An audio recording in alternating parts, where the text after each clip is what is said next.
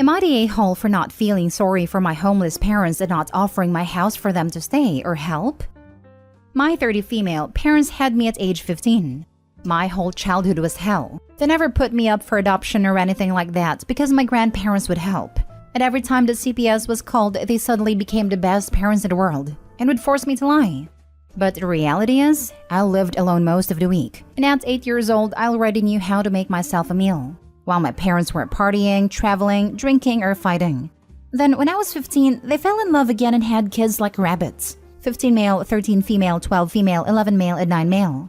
I left home when I was 18 years old. It hurt from the bottom of my soul to have to leave my siblings, but I couldn't stand it that I had no financial stability. At 24, I passed a public contest that pays me very well. I worked myself off to study and work. Then at 25, the CPS contacted me saying that they had taken away my parents' custody of all of their children and asked if I was able to take care of at least one as they were looking for another relatives. I said I would take care of everyone. I know it's not my responsibility, but a part of me always wanted to get them out of that. And only now I had a good job. My house is not very big, 4-bedroom and 2-bath. But my husband and I, he also wanted to, were able to accommodate everyone and we are not so tight financially. They are good students, polite and affectionate, and I don't regret having welcomed each one. And my husband treats everyone as if he were a big brother or a young father. My parents try to get them back because my grandparents cut off the help after they lost custody, but they couldn't. So my custody of them became permanent. We haven't had contact with them for 2 years. Then my father's sister called me recently saying that she was shocked seeing my parents homeless and asking for money on the streets. And now the family's looking to see if someone can shelter them, and they decided to come and ask me if I could shelter them or help financially since I had a good job. I replied, "Nah, I pass." For them? No, and I'd rather give the money to their children I'm raising. My father's whole family started blowing me up with messages saying that I'm turning my back on my parents who are now sleeping on the streets. How cold-hearted I am to do this, that I don't even want to help when I can. I just blocked everyone. My husband said that he is on my side, but that I should give some token amount so as not to have that weight on my conscience. Am I the a-hole? Now for the top comments. Not the a-hole. You've already had your life ruined multiple times over by these people and have taken all of their responsibilities. You do not have to do anything else for them. Please get some therapy so you're able to unburden yourself for feeling responsible for these toxic a-holes. Every single one of those family members shaming you could take in your parents, but have they? No. They could have taken in the kids, but did they? No. Absolutely block them all and don't look back. Not the a-hole. Firmly. Every single one of those family members shaming you could take in your parents, but have they?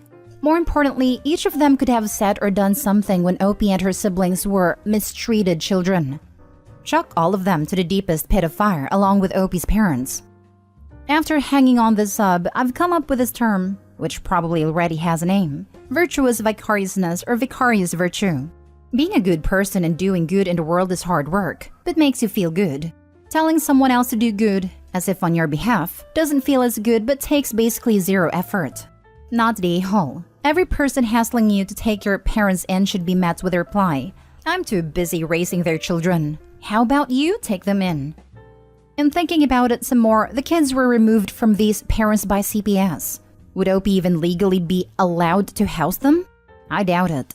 So a better argument would be, nope, I can't risk CPS taking the kids away from me for their sake, but I'll be glad to tell them you offered, and watch every nosy one of them back the heck away. I thought the same, but I'm sure they just want money. Same arguments applies though. If Opie starts giving away their money instead of using it to care for their siblings, that might not go over too well.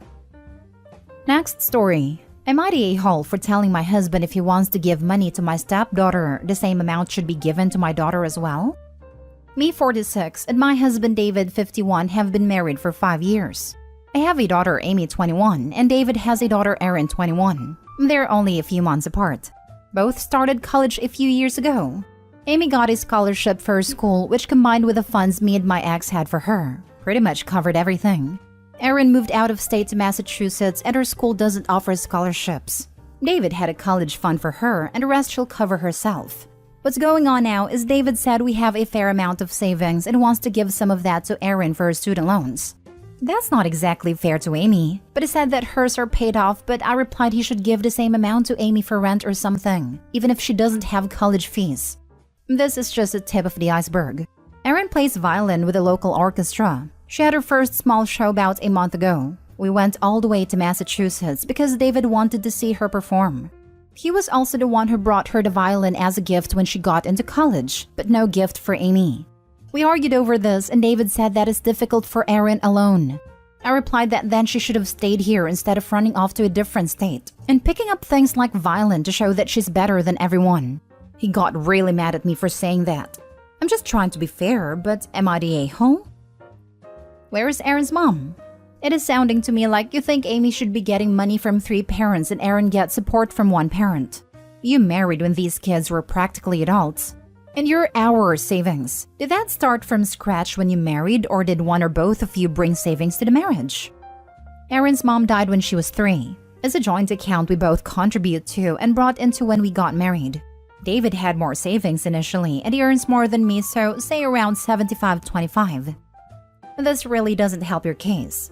He brought the most money to the marriage, still brings in the most of the income, and his daughter has 1 living parent to help her financially. And you want your daughter, who has 2 living parents, to receive some of his money as well? Come on.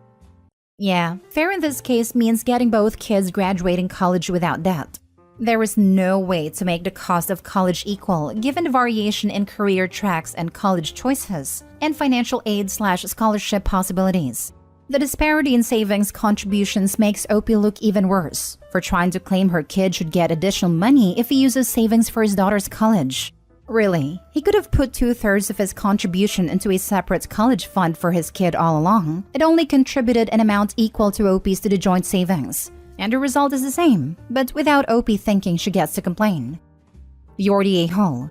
I was leaning toward not the a-hole until I got to, she should have stayed here instead of running off to a different state and picking up things like violin to show that she's better than everyone. That is a very strange and immature thing to say and throws the story into, I don't think we're getting the whole storyland. That violin jibe. Also digging into stepdaughter for going to college out of state. Bizarre. She makes it sound like Erin ran off and joined a circus. Yep, you're the a-hole, Opie. Imagine hating your stepdaughter because she had the audacity to play the violin. You're the a-hole. I mean, why else would she choose to play, if not to prove that she's better than everyone else? Isn't that why the violin exists? It is, same as the saxophone exists to prove that you're louder than everyone else. At least that's how my roommates like to play it. Next story. Am I the a-hole for telling my fiancé that he embarrassed me when he started singing the happy birthday song to his 5-year-old son at a restaurant? I, female 30, have been with my fiancé, Ned, male 36, for a year and a half. He has a 5-year-old son with his ex-girlfriend. They don't have a custody arrangement, but he has him most of the week because the mom is currently sick. His son is lovely, but I noticed that Ned takes him everywhere he goes, including places that aren't child-friendly, and we have an issue with that now, but we're working on it. His son's 5th birthday was days ago. Ned took us out to a restaurant to celebrate.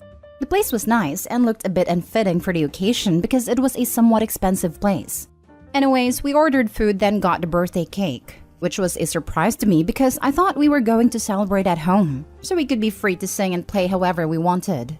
I still had no issue with that, till Ned started singing the happy birthday song to his son. I was stunned, I almost dropped my plate.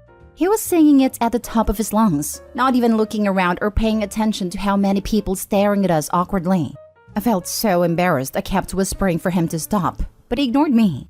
Of course, my future stepson was hyped and a little too active, which isn't good when we're at a public place.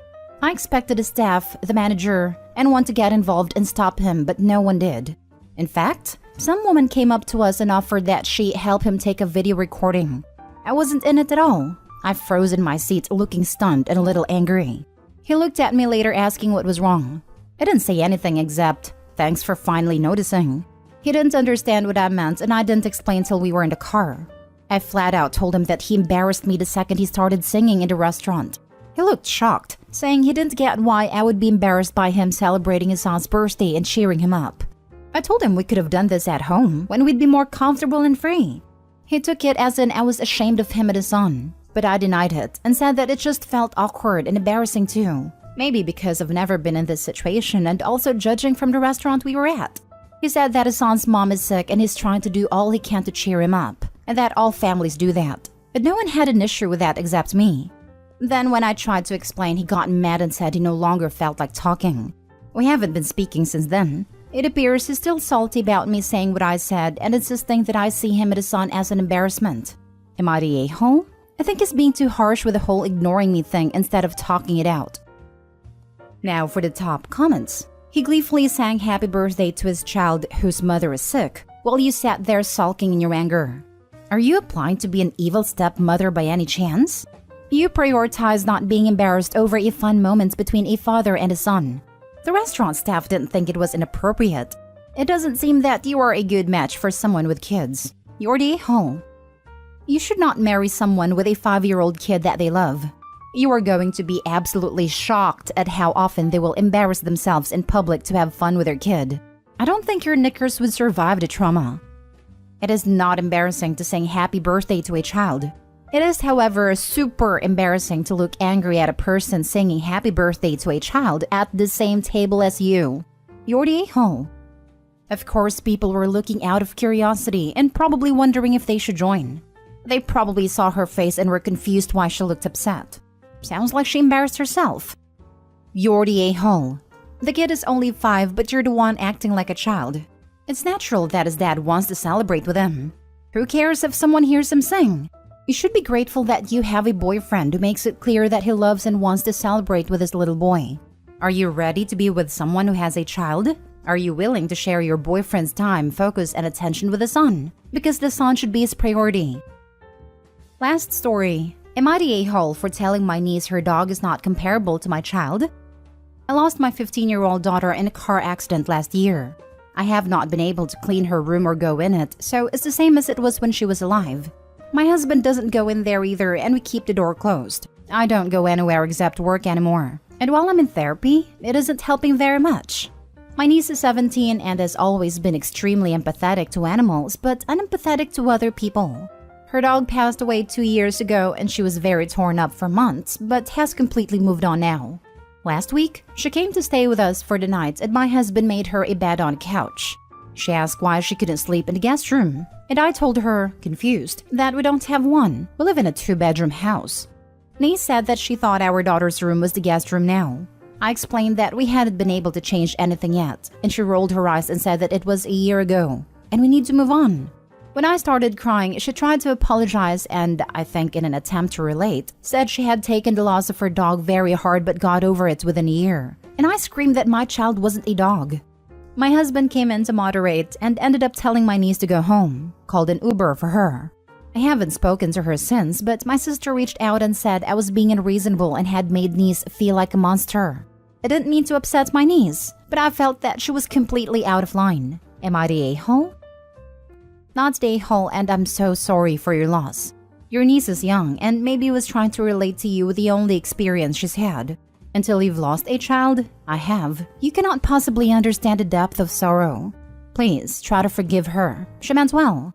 But forgiving her ignorance does not mean moving on or cleaning out that room. You take as long as you need. Hopefully OP sees this. But the niece is definitely an a-hole. Who rolls their eyes and says it's been a year and that her aunt should get over it? Let's not use her age as an excuse.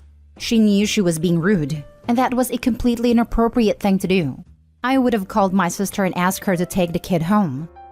Right? I'm sure she was trying to relate with the dog anecdote, but before that, she was implying Opie was being unreasonable for still mourning her child, obviously angry about having to sleep on a couch and rude about it to boot.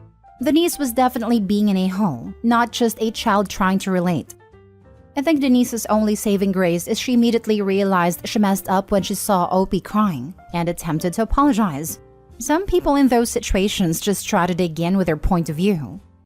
Not the a-hole. Please accept my profound sympathy for the tragic loss of your daughter.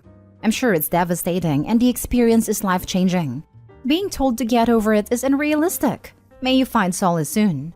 Niece's panic indicates to me she was way over her head when she said those things to you. She probably tried to find common ground but ended up making it worse. And you're right, not the same things. Also wishing you peace and healing, OP. Not the a-hole. No matter the niece's intention, her comments were completely out of line.